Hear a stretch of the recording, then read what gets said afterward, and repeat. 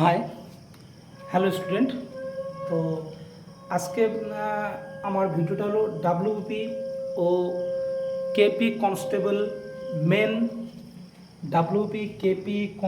Main cut off কেমন যেতে পারে এই নিয়ে আমাকে কয়েকজন একটু প্রশ্ন করেছে স্টুডেন্ট যে স্যার আগামী ডাব্লিউপি ও কেপি পরীক্ষায় কাট অফ কেমন যেতে পারে।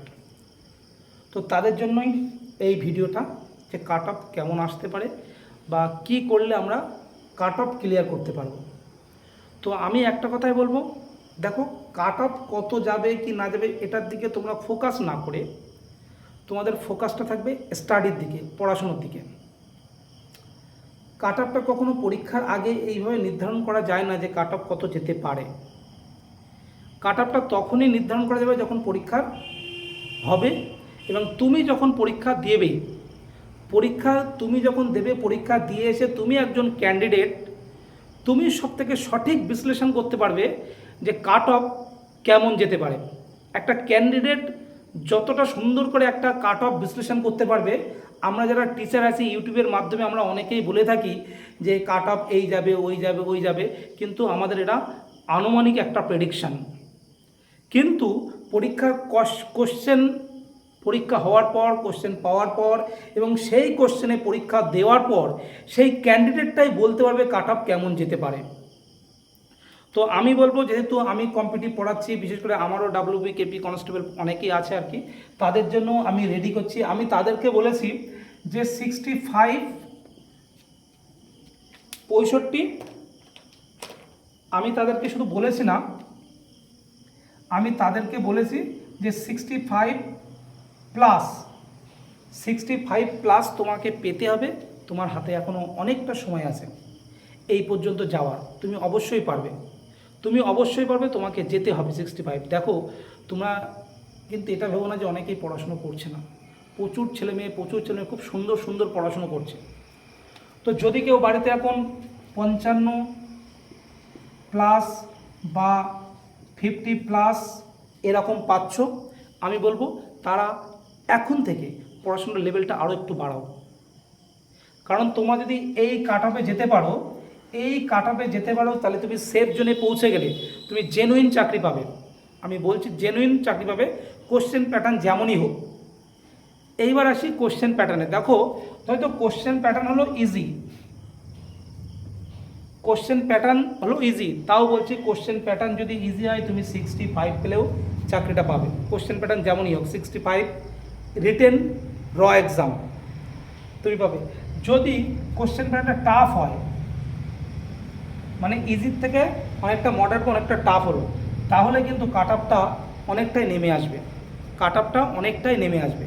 সেই কাট অফটা কিন্তু এখন বিচার করা যায় না। তবু আমি বলছি, তোমরা অনেকে শুনতে চেয়েছো তাই আমি বলছি, তবে এই কাট অফের ভরসা করে তোমরা কিন্তু থাকবে না। তোমাদের কিন্তু প্রিপারেশান, আমি বারবার করে বলছি, টার্গেট এই জায়গায় আমাদের প্রত্যেকের টার্গেট থাকবে 65 প্লাস। এখনও হাতে 3 মাস টাইম আছে, বা কেপি মেনের জন্য আরও বেশি টাইম আছে, কিন্তু ডাব্লিউপির জন্য আমাদের হাতে আর 3 মাস টাইম আছে। সেই 3 মাস টাইমটাকে খুব সুন্দর করে একদম গঠনমূলকভাবে পড়াশুনো করো এবং সুন্দর করে তোমরা মক টেস্টটা দাও। সে তোমরা যদি কোনো টিচারের কাছে দিয়ে থাকো বা তোমরা বাড়িতে দাও, তো ভালোভাবে মক টেস্ট দাও, কোনো কিছু ইউজ না করে একদম 1 ঘন্টা টাইম নাও। এবং আমি বলবো, যদি যারা বাড়িতে মক টেস্ট দিচ্ছ তারা 5 মিনিট টাইমটা আরও সময় কম নেবে, 55 মিনিটে পরীক্ষা দেওয়ার চেষ্টা করবে।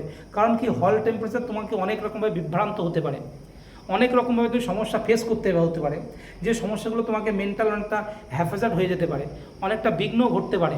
তো সবগুলো মাথায় রেখে তোমাদের বলছি, বাড়িতে যারা দিচ্ছে তারা 1 ঘন্টা টাইম নিয়ে 55 মিনিট টাইম নাও। 55 মিনিটের মধ্যে তুমি সম্পূর্ণ করার চেষ্টা করো এবং হল টেম্পারেচার ক্রিয়েট করার চেষ্টা করো, ওই অ্যাটমসফিয়ারটা তৈরি করার চেষ্টা করো। আর যদি পারো তোমরা যে কোনো জায়গায় যেখানে মক টেস্ট নিচ্ছে, যেরকম আমি প্রত্যেক সানডেতে মক টেস্ট নিই, সেরকম যদি কোনো জায়গায় মক টেস্ট দিতে পারো অনেক ছেলে মেয়ের মাঝখানে, যদি দিতে পারো তো খুব ভালোই হয়। প্রত্যেক সানডেতে বা প্রত্যেক দিন যে কোনো জায়গায় যদি পাও মক টেস্টটা দাও, মক টেস্টটা দিয়ে দেখো কত আসছে। যদি তোমার স্কোর এরকম 60, 65 এরকম জায়গায় যদি আসে, তাহলে মনে করবো আপাতত তুমি একটু ভালো জায়গায় আসো, কিন্তু এই জায়গায় থেমে থাকার জায়গা নয়, তোমাকে আরও বেশি লড়তে হবে, কারণ এই জায়গাটাই আরও বেশি লড়তে হবে। আমি যেটা বলি আর কি, তাল গাছের আড়াই হাত, একটা প্রবাদ বাক্য আছে যে এই 60 থেকে 65 বা 55 থেকে 60, এইটা একটা ক্রুশিয়াল টাইম বা এটা একটা ক্রুশিয়াল মার্কস, এইটা পেতেই কিন্তু সবারই খুব কষ্ট হয়। তো তো এই জায়গাটা তোমাকে উতরাতে হবে। তোমরা যারা এখনও 50 থেকে লড়াই করছো, আমি বলবো এখান থেকে এখনও খুব ভালো টাইম রয়েছে, নিজেরা লড়াই করো, দেখবা এই জায়গায় টপ স্কোর এই জায়গায় পৌঁছে যাবে, তোমরা ইজিলি পৌঁছাবে। এবং আমি যেভাবে মক টেস্ট নিই সেখানে যদি যারা দিয়ে থাকে তারা যদি কেউ আমার কাছে 65 তার আশেপাশে পায়, তাহলে পরীক্ষা লিখে কোনো মতেই তার মার্কস কমবে না। কারণ কি, আমি একটা মক টেস্ট দিয়ে কাউকে বিবেচনা করবো না, অন্তত মিনিমাম 8 থেকে 10টা মক টেস্ট দিলে মোটামুটি তার একটা এভারেজ জায়গাটা বোঝা যাবে, সে এই স্কোরে থেমে থাকবে বা এই স্কোরটা পাবে, আরও বেশিও পেতে পারে। তাই তোমাদেরকে বলছি, কাট অফ নিয়ে একদম উদ্বিগ্ন হবে না, কে কী বললো ডোন্ট মাইন্ড, কারুর কথা শুনবে না। তোমার একটাই কাজ, ফোকাসটাকে সামনে রেখে এগিয়ে যাওয়া। তোমার কাট অফটাকে আরও বাড়াও।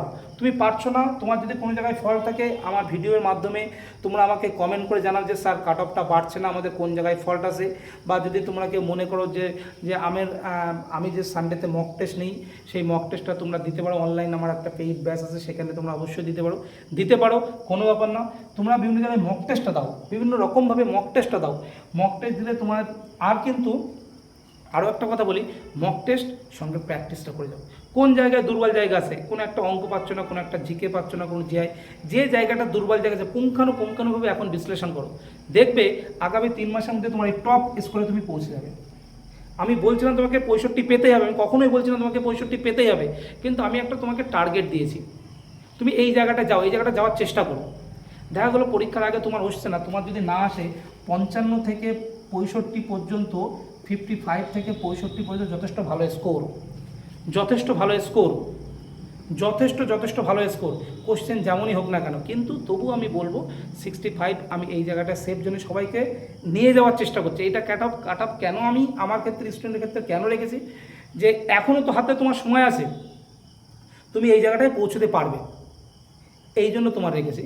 তো যারা এখনও 55 থেকে 65 এরম জায়গায় পাচ্ছ বা তার বেশি পাচ্ছ, তো বলবো খুব ভালো জায়গায় আছো, কোনো টেনশন নেই। তোমরা এখন থেকে পড়াশোনাটা আরও জোর কদমে শুরু করো। কাট আপ নিয়ে দুশ্চিন্তা হওয়ার কোনো কারণ নেই, ঠিক আছে। পরীক্ষা যত সন্নিকটে আসবে আমি আরও সুন্দর করে কাট অফ ক্লিয়ার করব, বা পরীক্ষা যখন আসবে তখন আমি নিশ্চয়ই করে বলতে পারবো, কিন্তু আমার থেকে তুমি ভালো বলতে পারবে যে ছেলেটা প্রিপারেশান নিচ্ছ, এবং যে ছেলেটা বা যে মেয়েটা, যে স্টুডেন্টটা পরীক্ষাটা দেবে সেই ভালো বলতে পারবে, ঠিক আছে। তো আজকে যেমন এই পর্যন্তই বললাম। তোমাদের যদি ভালো লাগে অবশ্যই তোমরা কমেন্ট করে আমাকে জানাবে যে স্যার এই ব্যাপার, অবশ্যই তোমাদের কারো হেল্প করার আমি চেষ্টা করব।